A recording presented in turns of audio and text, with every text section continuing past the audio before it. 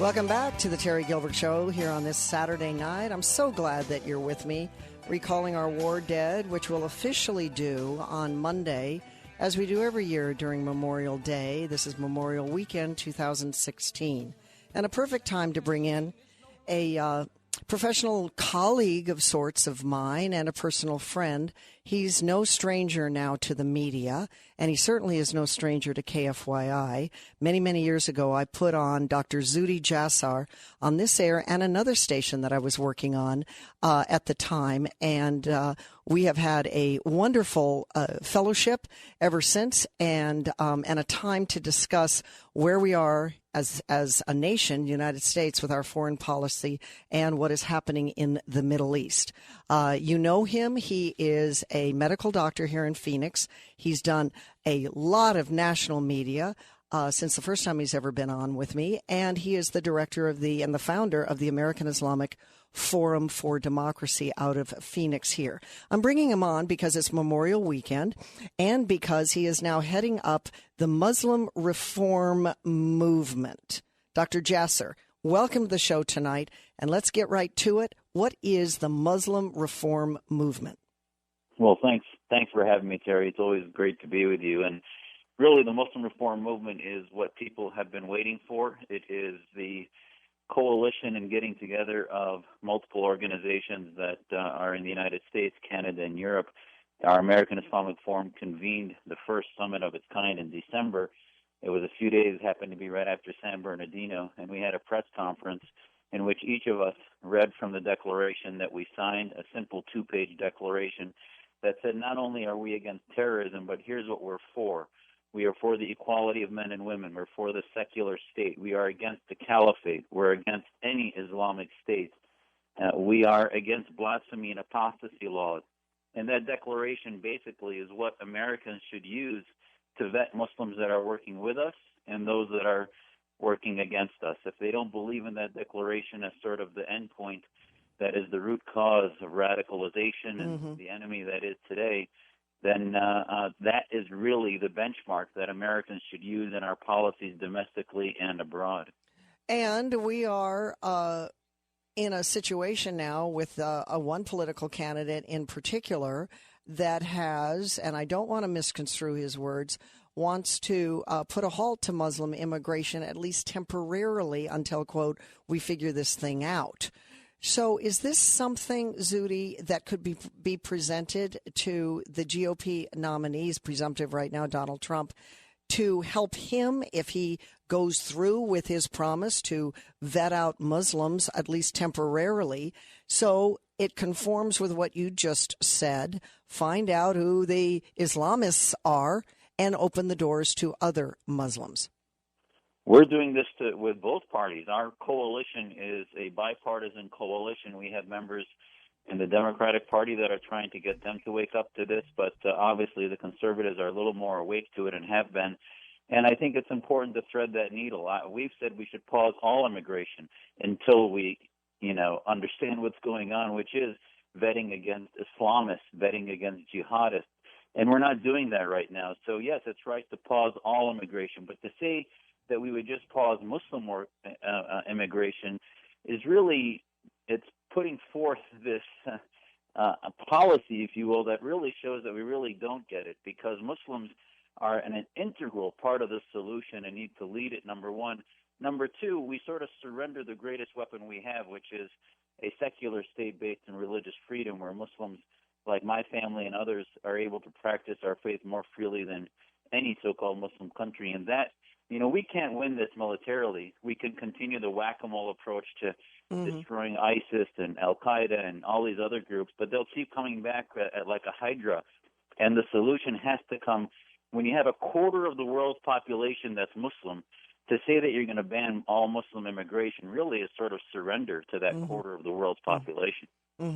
So I heard you at a talk yesterday at a luncheon, and we've known each other a long time, and many times when I put you on the air, you remind us all that we, and particularly you representing Muslims, need other Muslims to fight Islamism. Many people don't know what Islamism is versus just what Islam is. They think it's sort of one and the same. Give that distinction and stress why the Muslim population needs to weed out the bad guys, if you will.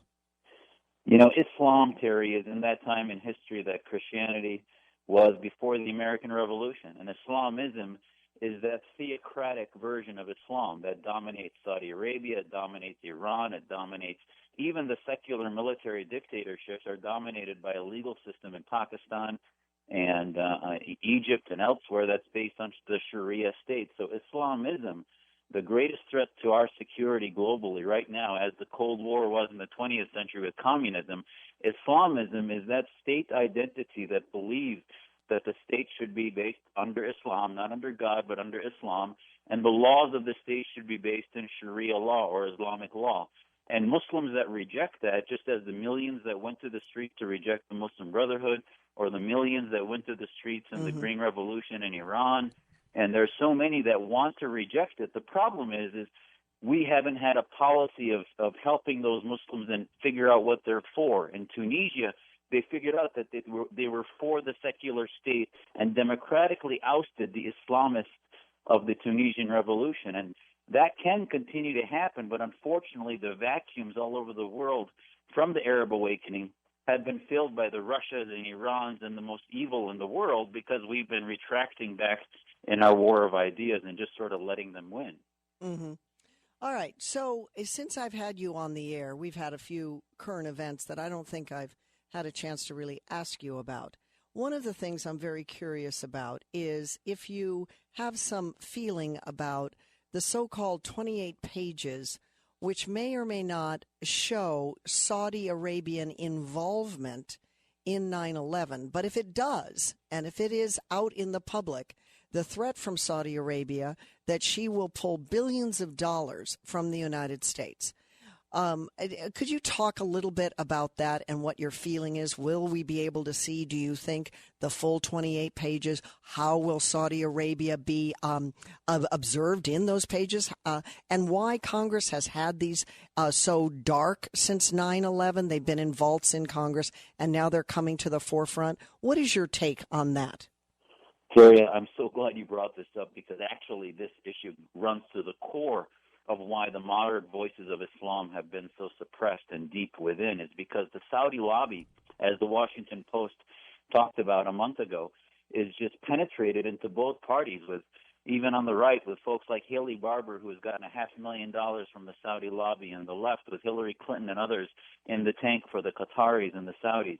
So any attempt we've had to find out the reality of the involvement of the Saudi royal family with 9/11 and other aspects that compromise American security with the creation of ISIS and others that they have fueled, while on the same hand trying to say that they're working with us against Al-Qaeda and ISIS is absurd. Then they'll continue to control the messaging coming out of Washington and preventing the American public from understanding the threat that they pose.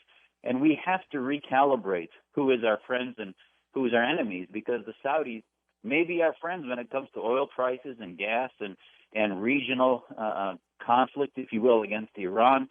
But at the end of the day, when you look at 95% of the attacks against our homeland and our security in the West have been Sunni radicals trained by the ideology of Wahhabism that comes out of Saudi Arabia. They are not our friends. And I think those 28 pages, I mean, there was just now this against a terrorism sponsor act that was, I thought, a great thing coming out of the Senate. Schumer and the Republicans put this through. And then it turns out that this ability for Americans to sue the Saudis had a little poison pill in it we just found out about. Even though it was passed on May 17th unanimously, the poison pill in it was that it still gave the Secretary of State, the Pentagon, and the Attorney General the ability to bypass and say, let's hold this because of diplomatic issues.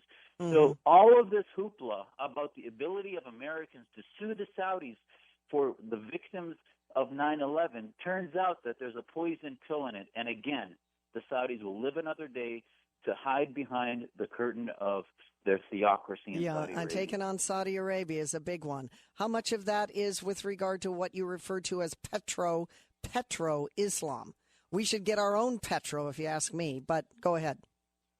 You're exactly right. Petro-Islam is the source, the root ideology that we're fighting. And, I have a podcast thanks to, your work with me over the last decade. And now there's a podcast I put out called Reform This on the Blaze Radio Network. And we're addressing Petro-Islam every week. And the ideologies of the misogyny against women, the honor crimes and abuse that they do to treat women as second and third class citizens in their societies, the treatment and mistreatment of Christians and Jews and minorities, all done under Islamic law.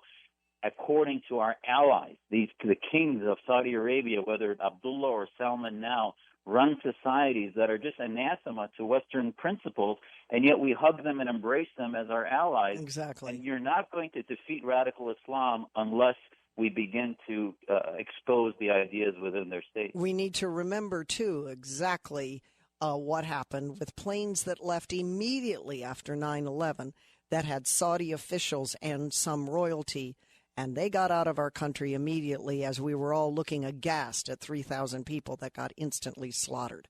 Let's take a break. I'm Terry Gilberg. I'm on with Dr. Zuhdi Jasser. You know him. He's no stranger now to KFYI. Over the years, I've had him on many times. He is the founder of the American Islamic Forum for Democracy and now the founder of the new Muslim Reform Movement Push, which he's been describing. We'll get more of his take on so many things in the next segment when we come back. Don't go away.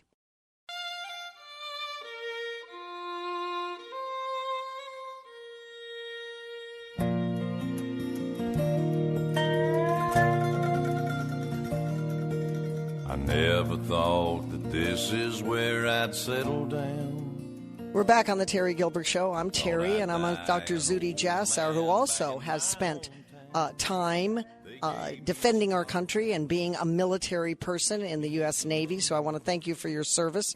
He's also a medical doctor and the founder of the Islamic Forum for Democracy.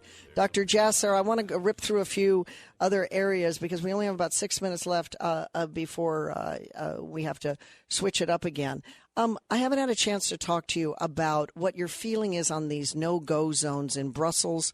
There's some in London and, of course, in Paris, especially in light of the Muslim Islamic attacks, the extreme attacks, particularly in Brussels and Paris. How can these areas be better policed? Well, there was a lot of pushback last year from the politically correct media and the Islamist groups when they were called no-go zones because there was this implication that non-Muslims could not go there. But the bottom line is whether they, are open or not, they are open to non-Muslims. But this last terror act that happened in November in Paris, and then we saw another one in Molenbeek in that Muslim neighborhood was planned from there. The world then realized for the first time you had one cell commit two acts of terror 4 months apart, protected in that neighborhood in Molenbeek. So one cell was protected by a bigger organism of a neighborhood, which tells you that the police, even though they still didn't get those two that they were chasing until they had fingerprints and tracked them into apartments after having raided hundreds of apartments. So the bottom line is that they have a major problem in Europe and in the West we do with neighborhoods that are not penetrated by security as far as information. And even in America, we've got Islamist organizations that portray the FBI as the enemy, portray Homeland Security not as working with us, but working against us. Mm-hmm. And, on this Memorial Day, we should remember that what attracts Muslims to jihad is that they want to die for ISIS. And until we get Muslims in droves who want to die for America, we are going to continue to have a problem, and these radical cells are going to continue to be incubated in these neighborhoods. Indeed. Aptly said. Perfectly said. What is your take on the soft targets of the periphery of airports? The Brussels attack was really outside of those secure areas, and we're seeing these long lines now with the TSA here in this country. I really worry about the soft areas which are outside the secure areas.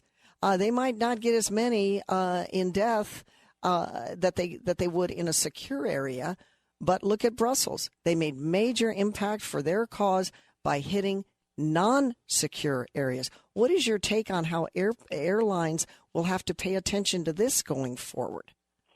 Well, this is the whole Homeland Security setup right now is about hard targets and about trying to prevent what they think is predictable. Mm-hmm. And at the end of the day, we saw in Chattanooga, they attacked an Army Guard center and killed 4. We saw in San Bernardino 14 killed in the softest of soft targets at a healthcare facility and a holiday party.